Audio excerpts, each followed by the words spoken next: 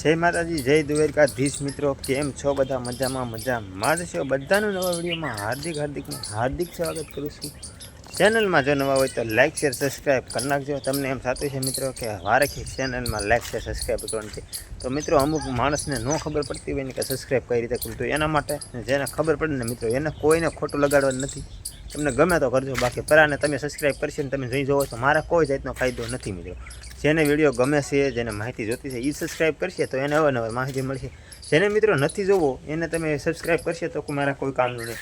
તો મિત્રો આજના વિડીયોમાં હું તમને કહેવાનો છું કે આ પશુપાલનના વિડીયો છે, એટલે કે પશુપાલનને લગતો બહુ ખાસ વિડીયો છે મિત્રોના। આ પ્રશ્ન 99% બધાને હશે, તો બને એટલે મિત્રો આ વિડીયો શેર કરજો કે આપણે આવું બધું થતું છે મિત્રો કે આપણા પશુ મિત્રો વારંવાર પાછા ફરે છે, ગાભણા થતા નથી। 3 મહિને 4 મહિને 5 મહિને આમ પાછા ફરે છે અને ગાભણા થતા નહીં। હવે અમે હાવ ધરાઈ ગયા છીએ, હવે અમે હાવ નજીક આવી ગયા છે કે હવે અમને એમ થાય છે કે હવે અમારે ભેંસા વેચી દેવી છે કે અમારે આ ખડાયું વેચી દેવું છે। ને અમુક મિત્રો એમ પણ કંટાળી ગયા છે કે અમારી ભેંસ ગરમીમાં નથી આવતી, તો હવે અમારે કરવું છે। તો આવા બધા ઘણા બધા તમારી પાસે સ્ટેશન મિત્રો હશે, ઘણા બધા ઓપ્શન હશે, તો હવે હું કરવું કોઈ રીતે રસ્તો મળતો નથી, એવું બધું થતું હશે। પણ હવે મૂંઝાવાનું જરૂર જરાય નથી, હું આવી ગયો છું તમારા માટે જ વિડીયો લઈને। તો આ વિડીયો અંત સુધી જોઈ લેજો, એટલે તમારી ભેંસ 100% ગાભણી એટલે કે દૂધ આપતી થઈ જાય છે। ગરમીમાં નહીં આવતી તો પણ ગરમીમાં આવતી થઈ જશે। તો પહેલાં મિત્રો આપણે મેન વાત એ કરીએ કે આપણી ભેંસને ગરમીમાં કઈ રીતે લાવવી। ગરમીમાં મિત્રો આવે તો આપણી ભેંસ ગાભણી થાય, તો એના માટે હું તમને મિત્રો વાત કરું ને તો આપણે મિત્રોને ગરમીમાં લાવવા માટે હું તમને કહું એ વસ્તુ 2-3 વસ્તુ છે એ ખવડાવવું પડશે, કેમ કે થોડોક ખર્ચો છે મિત્રો, બહુ ઝાઝો નથી, ખાલી થોડોક એવો છે। તો મિત્રો રાયફળ આવે છે ને એ તમારા મિત્રો 2-3 દિવસ મિત્રો ખાલી એને રાયફળ ખવડાવવાના છે। રાયફળ 7 રૂપિયા 8 રૂપિયાનો આવે, 2-3 દિવસ રાયફળ ખવડાવશો। આનાથી પણ મિત્રો તમારી ભેંસ ગરમીમાં આવવાની શક્યતા ખૂબ વધી જાય છે ને। પણ હું તો એમ કહું છું કે 99% મિત્રો ગરમીમાં આવી જાય છે આ રાયફળથી। ને બીજી વાત એ મિત્રો કે આપણે ગોળ આવે છે, ગોળ ખવડાવી દેવાનો છે, એનાથી પણ ગરમ એટલો લોયો ગોળ ખવડાવી દેશે ને તો પણ તમારી ભેંસ ગરમીમાં આવી જશે 100%। ને મિત્રો ઘણાને એવું હોય છે કે અમે મિત્રો બીજદાન કરાવીએ છીએ ને અમારી ભેંસ ગાભણી નથી થતી, તો હવે મને તમે કાંઈક ઉપાય આપો કે ગાભણી થઈ જાય। તો હું તમને હવે મિત્રો એ વાત કરું, તો મિત્રો તમારે ભેંસને તમને ખબર છે કે અમારી ભેંસ મિત્રો આશા નાખે છે, એટલે મિત્રો તમારે એને છે ને તાત્કાલિક બીજદાન નહીં કરાવવાનું, થોડીક રાહ જોવાની। કેમ કે મિત્રો આપણે એમ થાય કે આ મિત્રો ભેંસ હંમેશા 3 દિવસ ગરમીમાં હોય, એટલે તમારે મિત્રો એને છે ને 1 દિવસ થવા દેવાનું, બીજા દિવસ તમારે બીજદાન કરાવવાનું તથા પાડે પણ લઈ જઈ શકો, એટલે તમને જે યોગ્ય લાગે તમે કરી શકો મિત્રો। કારક મિત્રો પાડે પણ ખાલી નીકળે, કારક પછી બીજદાનમાં મિત્રો ગાભણી પણ નીકળે, અમુક બીજદાનમાં મિત્રો કારક ખાલી આવી જાય તો પણ ખાલી નીકળે, એટલે મિત્રો આવું ઘણું બધું કોન્સન્સ હોય પણ આપણે એવું કોઈ ટેન્શન નહીં લેવાનું, ગમે તે આપણે મહિનામાં આવે તે પણ કરાવીએ છીએ। એટલે મિત્રો પછી આપણે એમ થાય કે 2 મહિને 3 મહિને પાછી ફરે છે। તો મારું કેવું એ મિત્રો છે તમારે એને ખાસ વસ્તુ એક છે એ ખવડાવવાનું છે, ધૂંધલીઓ કરીને થોર છે મિત્રો, એ વધારે પડતો મિત્રો ધારુમાં હોય છે ને। આ થોર છે ને મિત્રો, આ થોર મેં એટલા 2-3 તબેલાવાળાનાથી મિત્રો મેં આઈડિયા લીધેલો છે ને પછી મેં આ વિડીયો બનાવેલો છે।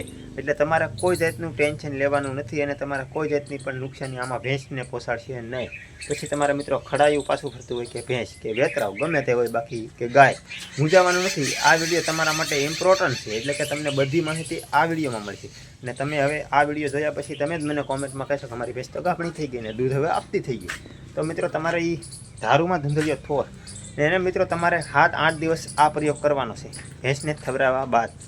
એટલે કે મિત્રો અંદર ભેંસ હોય કે એને અંદર મિત્રો પારું થવામાં અંદર જીવાત હોય, તો પારું ન થઈ શકતું હોય ને પાછી ફરતી હોય, તો આ ધંધળિયા થોર મિત્રો એવું વસ્તુ આવે કે એવા વિટામિન અંદર છે ધંધળિયા થોરની માલપા, એટલે કે તમારે એને બાફીને તમે ખાલી ખવડાવો ને તો એને મિત્રો તમારે છે ને ભેંસના પેટની અંદર બધા જીવડા નાશ કરી દે, એટલે તમારી ભેંસને ગાભણી છતાં કોઈ રોકી શકે નહીં।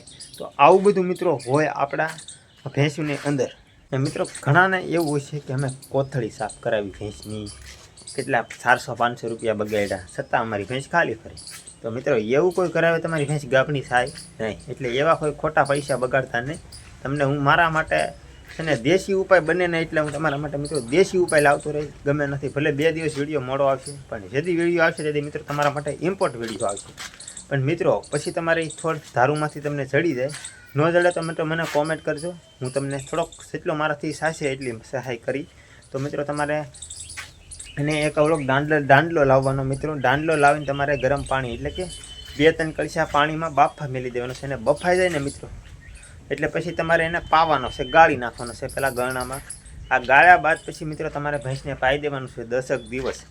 જો મિત્રો તમારી ભેંસ ગાભણી ન થાય તો આપણી ચેનલને અને તમે જેને સબસ્ક્રાઈબર કર્યું હોય એને અનસબસ્ક્રાઈબ કરી દેવાની છૂટ ના સુધીની મિત્રો ગેરંટી આપું છું. જેને હજી સબસ્ક્રાઈબર નથી કરી તો એ સબસ્ક્રાઈબ કરી દો. ને જો મિત્રો તમે એમ કહો કે આ થોરનો ઉપયોગ અમે કર્યો અને અમારી ભેંસ ગાભણી ના નીકળી તો મિત્રો તમારે અનસબસ્ક્રાઈબર કરીને જઈ શકો. કેમ કે ખોટી માહિતી હું દેતો નથી મિત્રો, એના માટે મારે તમને આ ગેરંટી આપી શકું. પછી મિત્રો જો તમે કોઈ જાતની બીજી ભૂલ કરો ને ગાભણી ન નીકળે મારી જવાબદારી નહીં. પછી મિત્રો ભેંસને ગાભણી થયા પછી એને મિત્રો ગરમ વસ્તુ ને એવું બધું થોડીક ખ્યાસિયત હોય, થોડીક આપણે ધ્યાન પણ કાળજી રાખવી જોઈએ. ગરમ વસ્તુને એને બહુ ન ખવડાવવું જોઈએ. પછી તમે ગરમ વસ્તુને એવું ખવડાવ્યા કરો ને પછી એમ કે ખાલી નીકળે તો મારી કોઈ જાતની જવાબદારી ન હોય. એને મિત્રો 7-8 દિવસ થોડીક એને ભૂખી રાખવાની હોય, પણ પૂરતી ધવરાવાની ન હોય. આવું બધું મિત્રો હોય તો પછી તમે મિત્રો ગરમીમાં ન હોય ને તમે એને બીજદાન કરાવો અને પછી એમ કે ખાલી નીકળી તો ડૉક્ટર તો ફરિયા ખોકાવીને વ્યા જાય, એને તો પૈસા લેવા દેવા હોય, તમારે યારે કાંઈ નહીં. તો બસ આજનો વિડીયો અહીંયા સુધી. આશા કરું કે તમને બધા મિત્રોને આ માહિતી સમજાઈ ગઈ હોય. તો હવે મૂંઝાવાનું નથી. મળશું આવા નવા બીજા વિડીયો સાથે. બધાને જય માતાજી, બાય બાય, ટાટા.